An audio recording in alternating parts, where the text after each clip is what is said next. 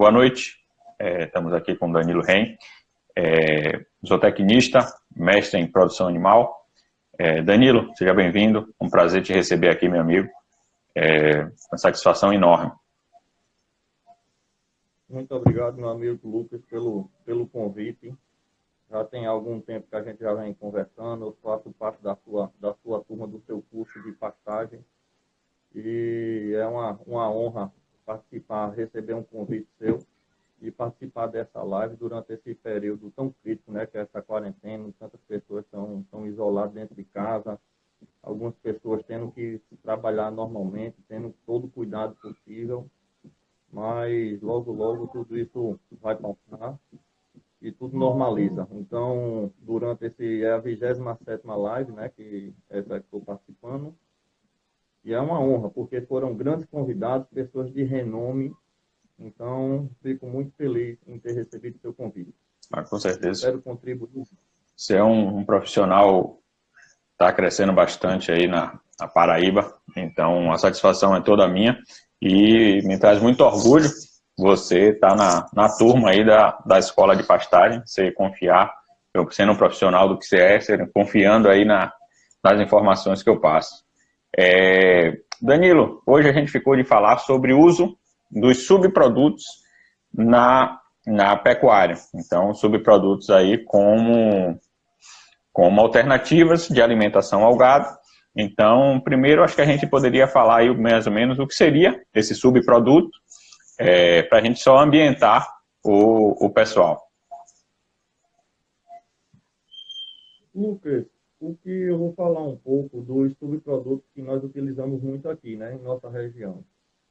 O que eu vejo de subproduto é a utilização, digamos, não seria subproduto. Eu acredito que a melhor palavra seria coprodutos, né? Porque o principal dele é o milho, né? Então, hoje a gente vê um negócio que está em tanta evidência a nível nacional, que é o DDG, o WDG, é algo que vem crescendo consideravelmente. Inclusive, algumas empresas já estão já formularam e lançaram no mercado produtos para ser utilizado exclusivamente com esses ingredientes. E aqui para a gente não é diferente. Aqui nós temos algumas empresas próximas, né, nos estados vizinhos, e até aqui na Paraíba mesmo, empresa de cerveja, empresa que processa milho, um processo diferente do DDG e WDG, e isso nos proporciona esses insumos, né, esses ingredientes que, embora esteja um pouco mais do preço normal que vinha sendo utilizado, mas aí ele vem, ele é muito interessante. Melhorou o áudio? Melhorou, Danilo. O pessoal estava até falando, estava baixo, estava um pouco abafado, mas agora está muito bom. Se pudesse dar uma repetida aí, fica um pouco melhor. Certo. Tá me ouvindo, pessoal? Dá para ouvir tranquilo? Dá um joinha. Melhorou muito. Pronto, deixa eu vir um pouco mais para perto. Como eu estava falando, hoje nós temos aqui a utilização de alguns subprodutos ou coprodutos. Entre eles tem da cevada, que é das empresas de cerveja. A gente tem Refinazil, que é do processo do milho, é um coproduto de um processamento do milho. Hoje a gente vê que está em tanta evidência é o DDG e o WDG, lá para o Mato Grosso, para o Centro-Oeste, Goiás. E isso, até algumas empresas lançaram produtos exclusivos para ser trabalhado com esses ingredientes. E eu vejo que com a questão dos grãos terem virado commodities, então é interessante a gente utilizar produtos que está fácil acesso em determinadas regiões, cada um com suas vantagens, né? Cada um sabendo o seu gargalo, sua hora de utilizar e como utilizar. Perfeito. Então a gente tem aí subprodutos, coprodutos da indústria e também tem muitos subprodutos até das próprias lavouras, né, Danilo? Então a gente pode trabalhar com uma gama muito grande de produtos aí que a gente pode incrementar na alimentação do gado para tentar baratear, né? Exatamente. E isso aqui na nossa região, Lucas, tanto aqui na Paraíba quanto no Rio Grande do Norte também tem muito, é a exploração da cultura da mandioca. tanto para a produção de farinha quanto produção para fécula, além da própria raiz. Então, isso a gente está utilizando nos confinamentos e até estou utilizando num semi-confinamento um resultado muito bom. Resultado muito bom. Um custo interessante e a tendência é só aumentar. E é um produto que está pertinho da gente, é fácil de conseguir, fugindo um pouco do milho, né? Diminuindo, não é que está fugindo do milho, diminuindo a inclusão do milho e aumentando a inclusão da mandioca como uma forma alternativa. É muito bom. Como é a característica desse produto que você está utilizando em termos de matéria seca, em termos de cuidados com armazenamento, tudo isso? Porque sempre é interessante a gente saber quais são os teores de matéria seca esses subprodutos, porque o que é que acontece? A matéria seca é a única coisa que importa na dieta. Então, não adianta a gente estar carregando produtos com mesmo barato, mas com pouquíssima matéria seca, que quando a gente tem, na verdade, a gente tem que calcular o custo dessa matéria seca. Lucas, isso aí eu vejo como um gargalo grande na utilização desses insumos, é isso. Eu tenho um coster, quando pego o período de confinamento, esse coster não sai de dentro do carro. Toda semana eu faço várias análises de matéria seca. Explica ao pessoal, antes de você continuar, só o que seria esse coster. Pronto. Coster é um equipamento para medição de matéria seca, onde ele vai desidratar o alimento durante um período aí de mais ou menos 40 minutos. Eu já tenho o resultado disso aí para fazer os ajustes necessários dentro dos confinamentos que damos assistência. Perfeito. Então, Lucas, como eu estava falando, dentro o refinazil, né, que em algumas regiões é chamado também de farelo proteinoso de milho, ele é um resíduo, ele é a parte fibrosa do milho, né, a parte fibrosa mais a água de maceração concentrada. É um produto que sai muito estável. As pessoas que compram esse produto, ele recebe junto da nota fiscal um documento com os níveis de conformidade. Então, se ele não estiver dentro daquele padrão, esse produto é rejeitado dentro da fábrica e não é comercializado. Então, isso aí me dá uma tranquilidade em relação à qualidade, porque ele tem proteína, na maioria das vezes que eu verifiquei, proteína de 23%, e matéria seca variando de 41 a 43. Então, é um produto bem estável para se trabalhar. Já quando a gente parte para a cevada, já é um produto um pouco mais complicado, Lucas, porque embora ele tenha uma oscilação de valor, né, durante o período do ano, mas ele chega a ter 18% de matéria seca, 20% de matéria seca, quando ele vem in natura.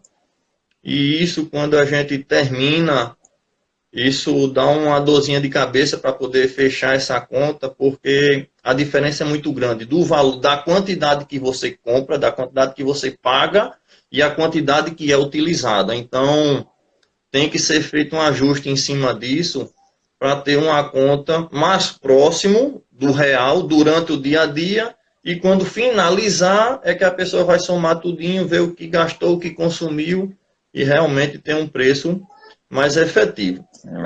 Mas aí, a cevada, o pessoal tem feito aqui silagem dela, Lucas. Porque quando chega na época do inverno, o valor cai drasticamente. Então, é a hora do pessoal se programar, de comprar uma certa quantidade num preço bem mais em conta, preço aí 50% até 60% mais barato do que se deixar para comprar na época de sua utilização.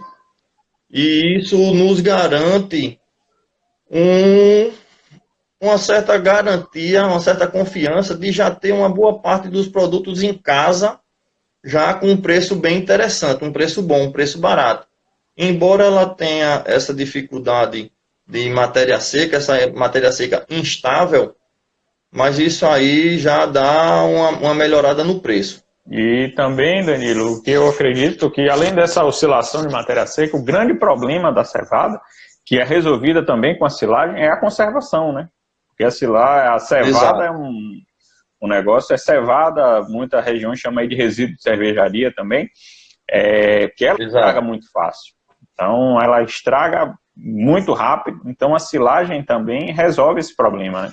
Como é que estão fazendo, Danilo, essa silagem em grandes quantidades? Lucas, coisa mais simples do mundo.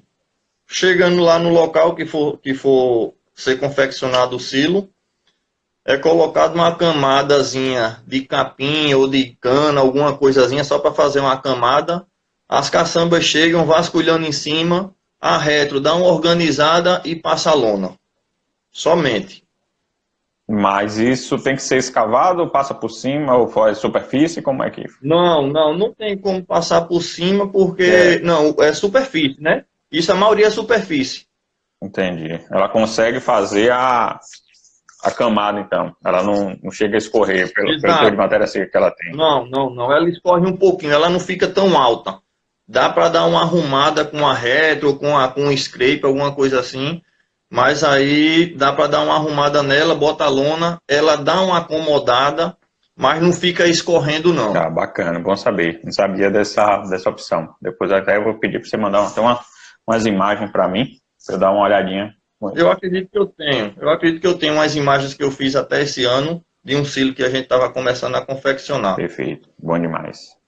E aí você usa, a cevada é um material também que tem um teor de proteína interessante, né? Tem uma proteína interessante. E eu vejo, Lucas, que o que eu consegui, os melhores resultados assim em confinamento em relação a consumo, é trabalhando com uma certa mistura de cevada com refinazil. Eu vejo que a cevada in natura, a gente tem um consumo muito bom, entendeu? Um consumo favorável. Mas a partir do momento que ela está ensilada, dá trabalho dos animais pegarem. Dá trabalho de pegarem. E na hora que eu diminuo a inclusão da cevada e acrescento o refinazil, eu consigo fazer com que o gado vá para o consumo que eu quero. 2, 2.2, 2.3, até mais. A gente já chegou a dar um consumo bem maior. Bacana. Mas ela... Oi? Bacana saber disso. É porque às vezes a gente faz uma programação, faz essa silagem, quando vai botar no custo, o gado não pega e a gente acaba sem saber por quê. Trava. Eu já quebrei a cabeça, eu cheguei num cliente, ele tinha uma certa quantidade de cevada silada, e a gente começou a utilizar, o gado não evoluía, consumia, aumentava o consumo hoje, no outro dia baixava, não dava uma estabilizada no consumo. Aí nesse daí a gente começou a utilizar uma cevada in natura, embora na época estava comprando um pouco mais caro, mas aí dava uma equilibrada, e a gente conseguiu fazer os animais terem um melhor consumo de dieta. Perfeito. Muito bom. Muito bacana. Então aí você usa normalmente com o refinazil, que é esse daí da indústria do milho. Exato. O refinazil é muito palatável, né?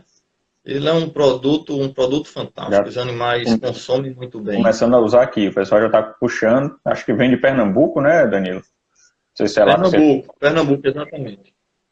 Exatamente. Muito bom, viu, Lucas? Já estão se usando aqui. Produto muito bom. Já está usando aqui. Mas é aquela, né? Tem que tomar cuidado com a questão do frete, da quantidade de matéria seca. Essa conta, normalmente se faz o comparativo de matéria seca, normalmente com milho, né, com a energia, e com o farelo de soja, para comparar com a proteína. Então, a gente sempre utiliza esses dois materiais muito nobres para fazer o comparativo desses coprodutos. Aqui a gente não utiliza soja em confinamento, não. Por causa do custo, né? O pessoal tem a cultura do refinazil, uma pessoa começou, os outros viram que dava muito certo, e assim vai. Mas é isso, mas a partir do momento que esses produtos começarem a encarecer e o farelo de soja chegar mais barato, vocês vão passar a utilizar o farelo de soja, não tem jeito. Então é questão de custo realmente. Uma pergunta chegou aqui, Danilo, eu também tenho essa curiosidade. Quando você faz essa silagem da cevada, como é que fica o teor de matéria seca dela? Lucas, o teor de matéria seca dela, a gente sai de 20, sobe para 28 a 31%. Ela é ensilada. Ela é ensilada. O máximo que eu consegui, que eu fiz análise dela, foi 31% de matéria seca. Bacana, bom demais. E essa questão aí da mandioca que você utiliza também, está utilizando aí, também você falou do confinamento, e também no semi com gado a pasto, não é isso? Esses outros também estão utilizando? Exatamente. Lucas, a história da mandioca no semi, ano passado, milho deu um preço bem elevado aqui para a gente, né? Hoje milho está com essa tendência de baixa, mas ainda está num valor bem considerável. Então, dentro do confinamento, eu tinha feito umas avaliações da mandioca de matéria seca, e a matéria seca da mandioca dava sempre em torno de 40%. Sempre variando muito próximo disso. 42, às vezes 39, mas um valor bem aproximado de 40. Então, como minha preocupação na dieta era mais a parte de energia, por causa do custo do milho, porque de proteína eu tinha um refinazil e a cevada. Até com a própria ureia eu conseguia dar uma ajustada. Mas aí, com a mandioca, eu vi que eu colocando 2 quilos de mandioca, 2,5 kg de mandioca, substituiria, né? Assim, na dieta eu fiz essa proporção de 2,5 para 1 quilo do milho. E com isso, a gente deu uma baixada no custo. A mandioca é um produto muito palatável, os animais pegam muito bem. E a gente teve um resultado interessante. E com isso a gente vem mantendo.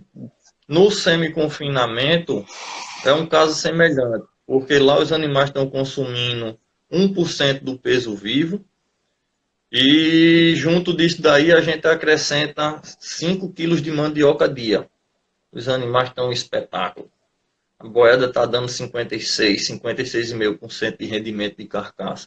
Boiada a pasto que não deixa a desejar de boiada de confinamento. Isso é espetáculo. É muito interessante. Só para a gente deixar claro, Danilo, que produto é esse? É um subproduto da indústria da mandioca também, não é isso?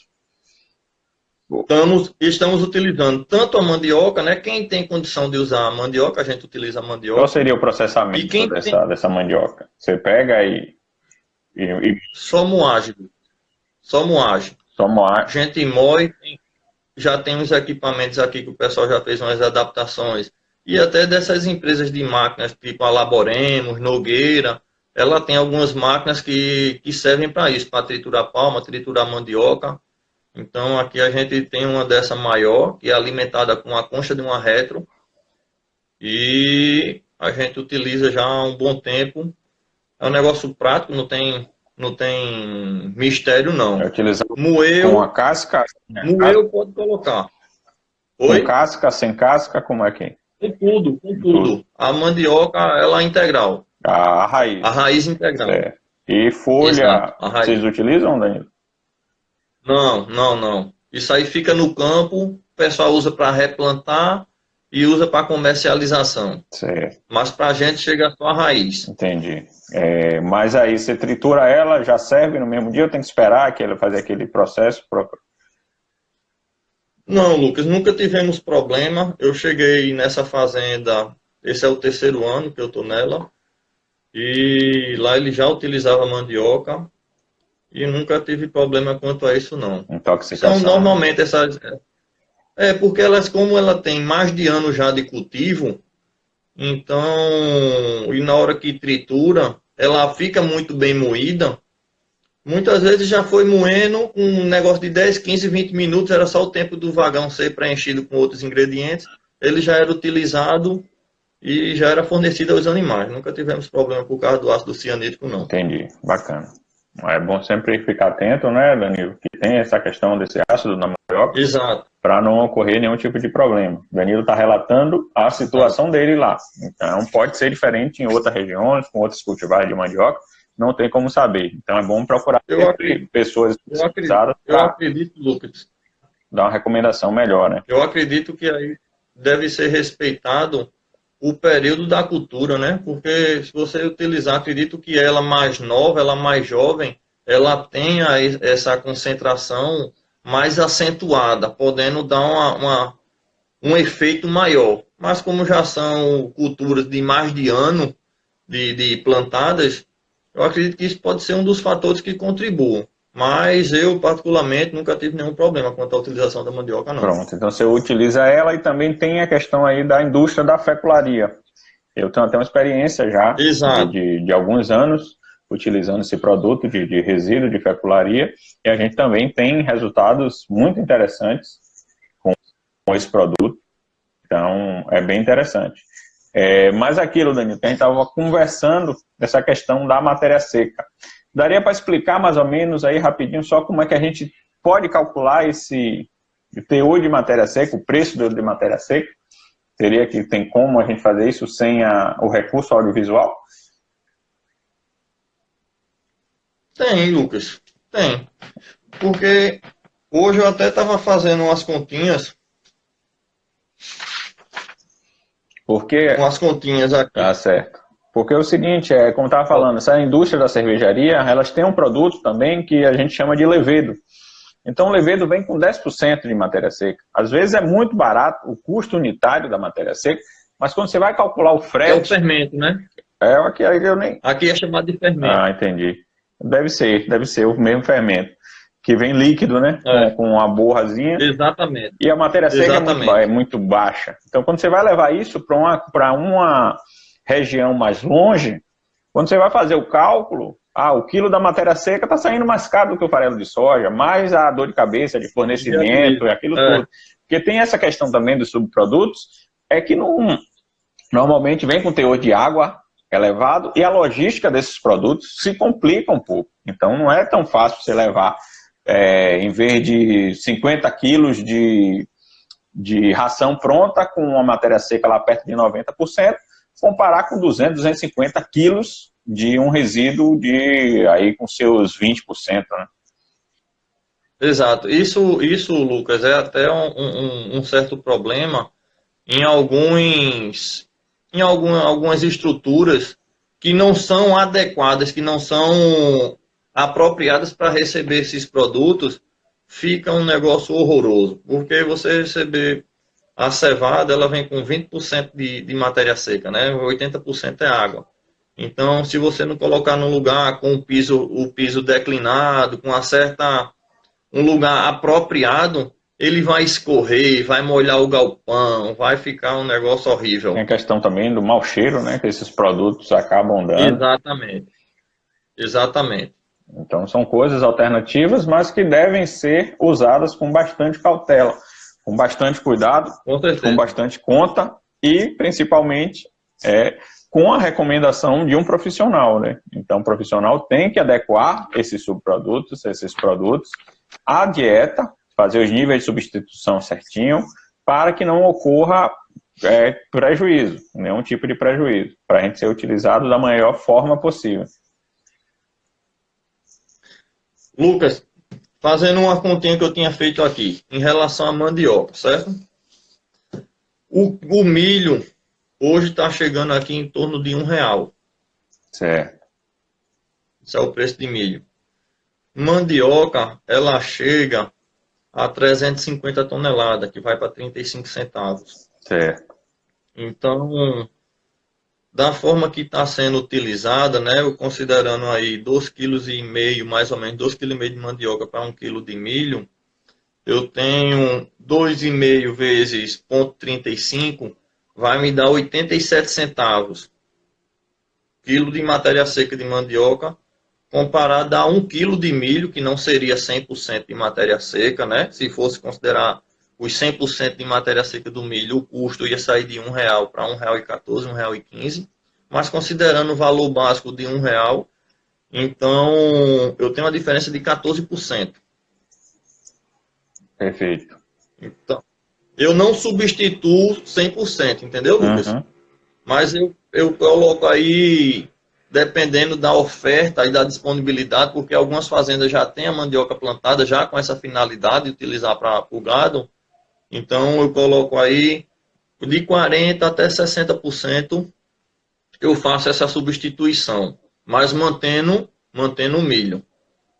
Perfeito. Muito bacana. É bem interessante isso. Eu até não tinha Já havia falar bastante, mas não conheci ninguém que tivesse feito ainda a utilização de mandioca in natura para essa alimentação animal. Já havia visto muito do resíduo, do resíduo da fecularia.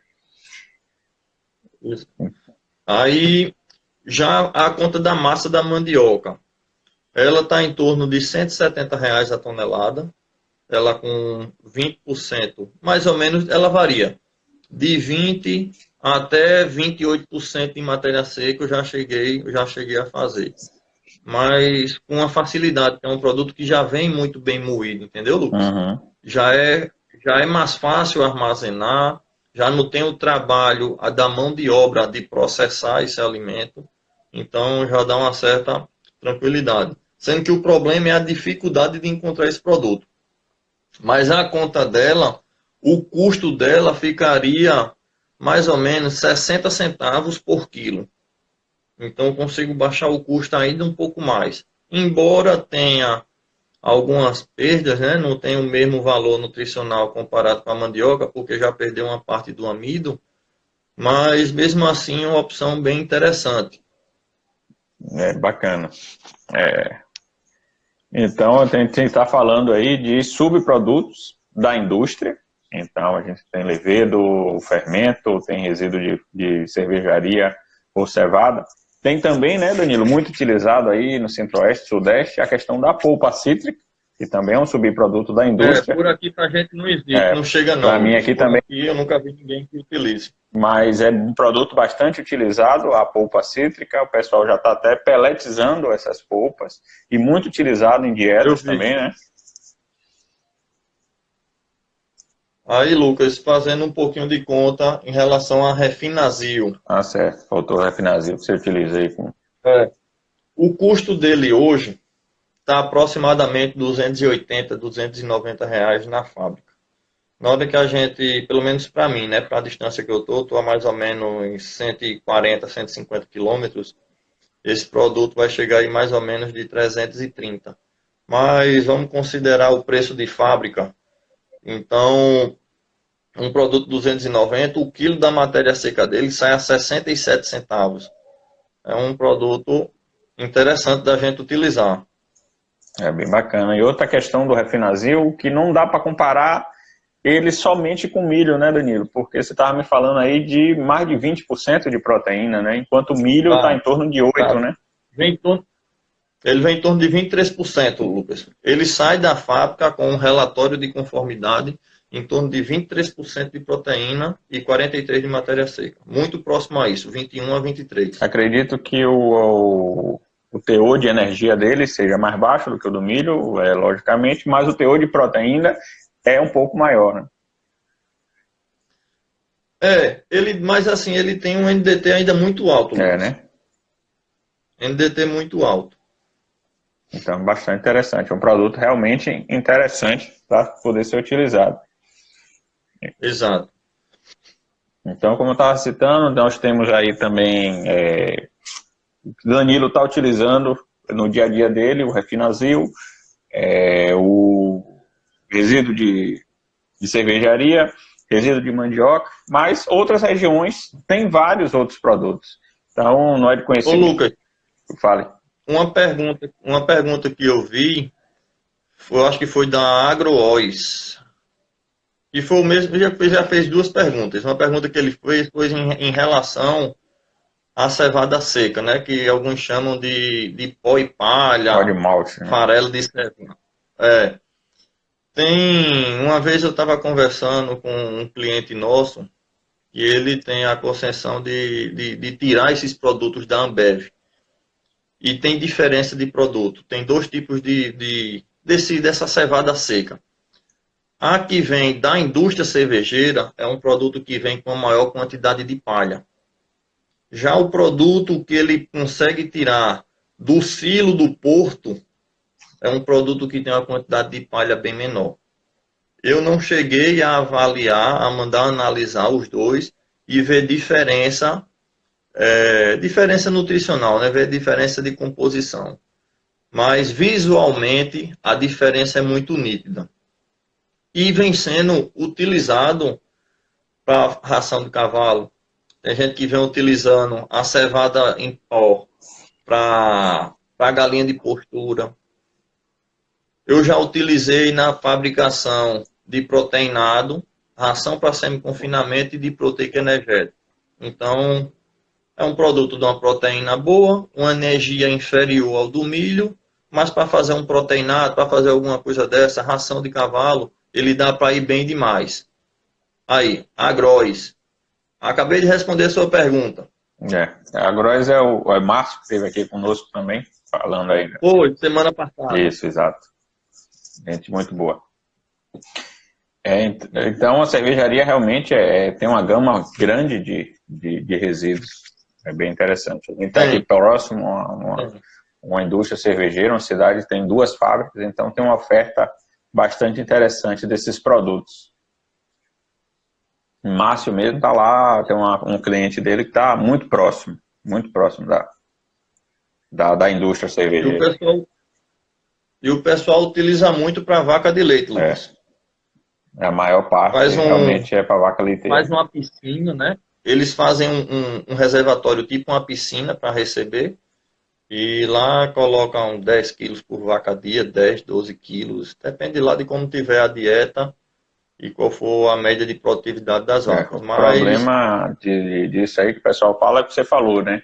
Flutuação de preço e de oferta também, né? Então, quando seca, todo mundo quer, o preço, oferta e demanda, o preço estoura.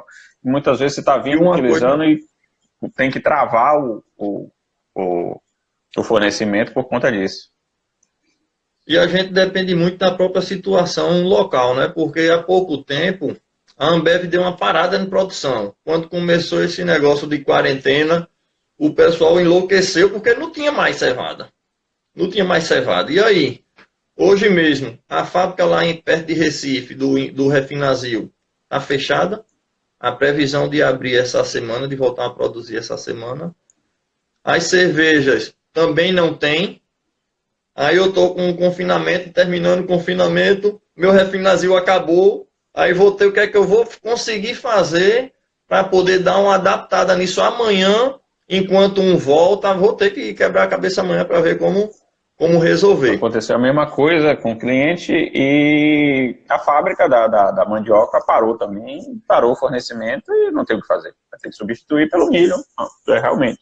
Então vai aumentar custo, mas o gado não pode parar de comer, né? Não pode parar.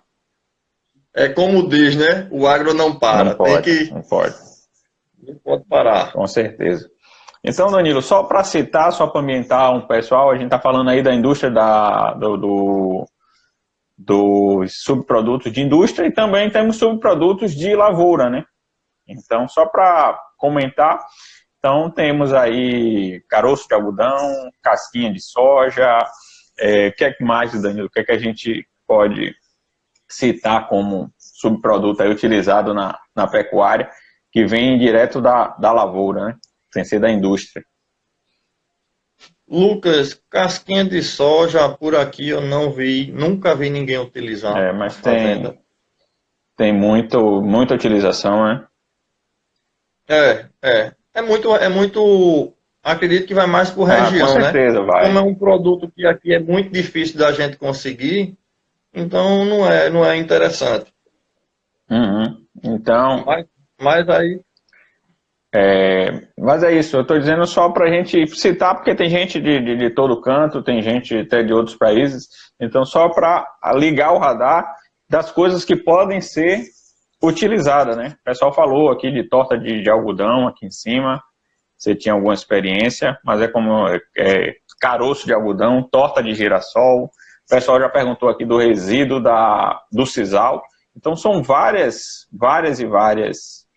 produtos que podem ser utilizados. Então... muitas opções, né? Muitas opções. Então, o que é que acontece? É aquilo que a gente sempre fala. Não faz por conta própria, procura um profissional com experiência na região. Como está falando, eu também nunca trabalhei com vários desses produtos, não conheço, então um profissional tem que pegar, estudar, ver o que é que tem na composição, para poder adequar a dieta. Então, são várias opções. O bovino é um animal que você consegue fazer várias utilizações desses produtos, então tem que ficar sempre ligado nisso. Qualidade nutricional e custo, né, Danilo? Custo final, né? Exato. Exato. É o grande gargalo, né, Lucas? Porque a gente, na hora que compra um material, um ingrediente que vem com muita água, o custo real desse produto é completamente diferente. Então, às vezes, a gente não pode considerar um determinado valor, porque pode ser que na hora que terminar, que for para os finalmente, que a surpresa seja grande, né? Ao invés de a pessoa pensar que está ganhando e pode estar perdendo por não ter esse cuidado de dar uma ajustada, de dar uma conferida em matéria seca e ver e fazer uma previsão de custo. Uma vez eu estava fazendo a conta de um cliente, um custo de uma cevada que estava chegando de R$ 180 a tonelada, rapidinho ela foi para 270.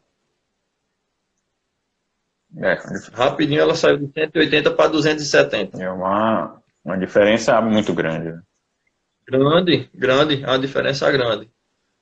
E isso é o que tem que ter cuidado, né? Na hora que a gente trabalha com alimentos de maior teor de matéria seca, a gente está menos sujeito a essas variações, porque é um negócio mais estável. Milho, todo mundo sabe que é aquilo mesmo, uma soja é aquilo mesmo, mas para determinadas regiões, se a gente for utilizar o convencional, fica muito difícil, termina inviabilizando o negócio. Então a gente tem que buscar as alternativas. Essas que eu citei são as alternativas que eu tenho aqui na Paraíba, que a gente tem aqui em Pernambuco, Rio Grande do Norte, até Alagoas, é que assim a gente está muito, muito próximo. São estados pequenos, né, que a gente está tudo muito próximo. Bem diferente da realidade do pessoal que está aí no centro-oeste, que está no norte, no sudeste, onde tem uma grande disponibilidade de ingredientes, porque tem grandes empresas, tem muitas culturas diversificadas, e aqui o que predomina na minha região, o que predomina de cultura é a cultura da cana. Então aqui a gente tem a levedura da cana, que é um material interessante, mas aí na hora que a gente vai ver as contas e ver a disponibilidade dela, aí o negócio já dá uma travada, porque a gente não consegue uma produção grande dela para poder trabalhar. Mas é como você falou, nosso país é muito grande, a gente tem uma grande variedade de culturas e todas elas têm seus resíduos que dá para ser utilizado, cada um com seus cuidados, cada um com suas determinadas características. É procurar uma pessoa, um conhecido, alguma pessoa habilitada e que possa dar esse suporte. E fazer desse resíduo, né, ou desse coproduto, uma matéria-prima interessante para que viabilize alguma outra atividade dentro da fazenda, sendo gado de corte, gado de leite, sendo, enfim, a área da pecuária tem muitas possibilidades. Com certeza, com certeza. E vale a pena essa utilização, temos experiências bastante satisfatórias, então é bem interessante. Um comentário até aqui do Sidney, que dando parabéns pelo tema que a gente escolheu, e dizendo o seguinte, que é o que a gente estava comentando, que a conta tem que ser feita sempre com a matéria seca, o custo da matéria seca posto na fazenda. Não adianta chegar, não, a mandioca está 50 centavos, 500 reais, 50 centavos o quilo, mas está a 200, 300 quilômetros de você. Quanto é que vai pagar de frete para essa mandioca chegar? Qual é o custo de frete por quilo de matéria seca que a gente está carregando? Então, muitas vezes é complicado o subproduto por isso. Então, você pega aí um subproduto com 20% de matéria seca, está carregando 10 mil quilos numa caçamba, num caminhão, você está pagando, está levando 8 mil quilos de água, litros de água e 2 mil do produto. Então, você vai pagar o frete referente a 2 mil quilos. A água você não vai pagar. Está carregando, mas Exatamente.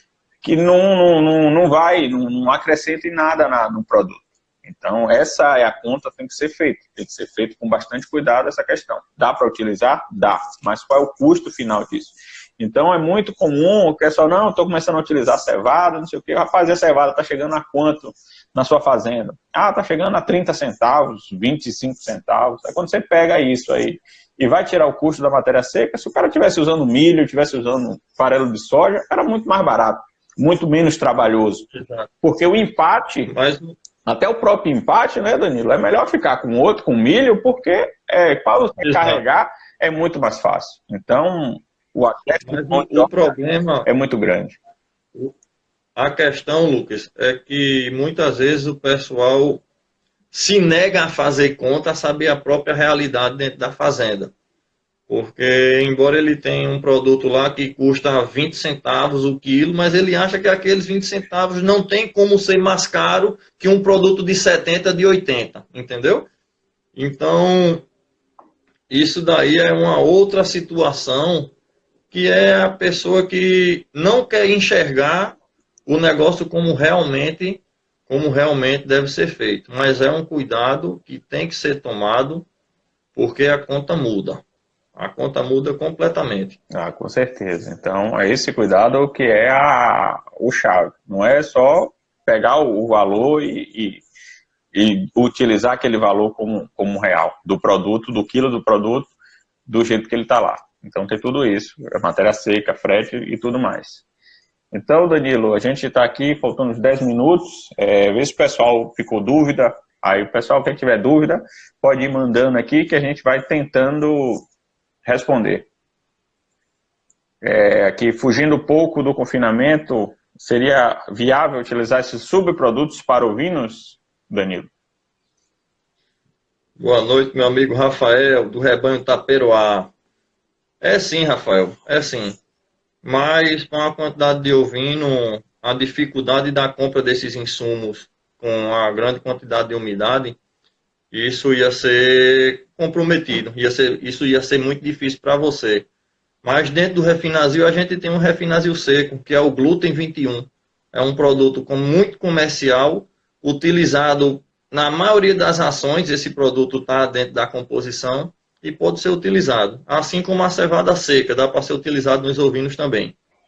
Você fala dessa dificuldade por conta de armazenamento e tempo de consumo, né, Danilo? Exato.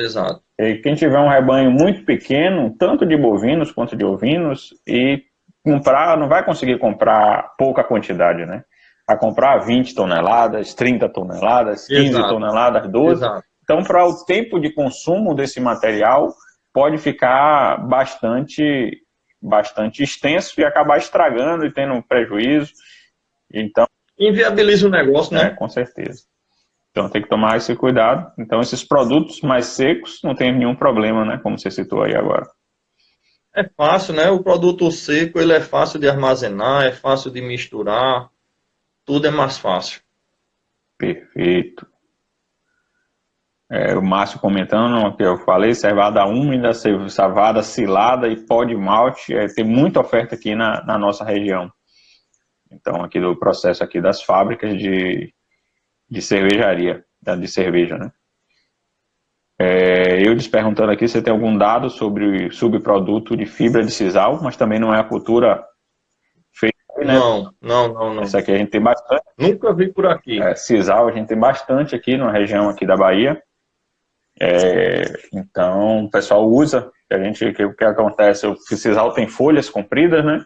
A gente passa na máquina, então essa máquina vai apertando isso, aí sai uma mucilagem, sai as fibras e sai uma mucilagem que o pessoal está utilizando bastante também na alimentação animal. Diz que essa mucilagem que ela solta, além que a fibra vai para a indústria de corda, dessas coisas, e essa mucilagem o pessoal está utilizando para fazer. Mas eu não tenho também dados de qualidade nutricional disso. Não é a mesma coisa do sisal, mas por ser uma parente, o abacaxi, né? Eu acredito que seja, não é a mesma coisa, mas tem uma certa semelhança. Aqui, em algumas regiões que tem essa grande oferta de abacaxi, o pé do abacaxi é um resíduo. Após colhido frutos e suas sementes, o restante ele é gradeado, incorporado ao solo e segue plantio de qualquer outra coisa em cima. Então, Como a gente passa por um período de chuva pequeno, né? A gente tem 4 meses de chuva mais ou menos, e o restante do período seco, a gente tem que procurar utilizar o máximo que puder de suporte forrageiro que tiver a nosso alcance. E nisso, o abacaxi, o pé do abacaxi, é um produto que os animais têm um consumo muito bom. Você pegar a grande dificuldade é o processamento do pé do abacaxi. Porque se você, na hora que você corta o pé do abacaxi, a raiz dele, a base dele é muito grossa e não é toda máquina que vai ter a potência de triturar ele de uma forma eficiente. Então, o pé do abacaxi tem alguns cuidados, que é a questão de navalha contra navalha, de estar sempre amolada, para que dê uma partícula boa, porque como a fibra é longa, semelhante à do sisal, ela não vai triturar e vai ficar aquela fibra desgastada, comprida. Então os animais ficam comendo, ficam remoendo e aquele negócio pendurado. Mas se você tiver uma eficiência de processamento, é um produto bem interessante. Eu já fiz serviço em uma propriedade que o proprietário utilizava a silagem. Ele disse que a professora Janaína também comenta que fez experimentos lá na universidade e disse que é excelente, os animais ficam loucos para poder consumir esse material. Então, mais um exemplo de um subproduto aí da agricultura utilizado na pecuária. Após ter feito a silagem, Lucas, do abacaxi, é um cheiro fantástico. Já ouvi falar também. Nunca vi de perto, mas os relatos é exatamente o que você está falando. É uma ração cheirosa. O Oldigar está perguntando aí se fazer um consórcio de cevada com mandioca pode dar um bom resultado.